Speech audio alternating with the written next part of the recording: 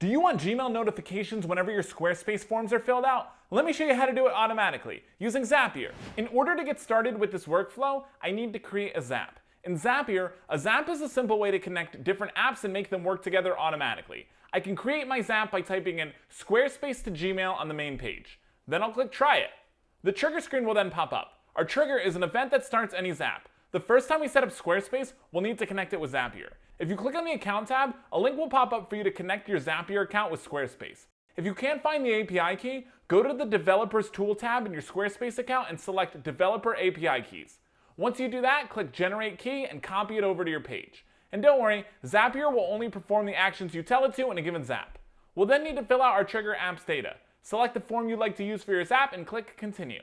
In order to finish setting up the trigger, we'll need to pull in some example data. To do that, click Test Trigger. Testing our steps ensures that the data we entered is working. You're all set with the first step. Click Continue with Selected Record and we can start creating our action. In Zapier, an action is the task that happens automatically after our trigger is set off.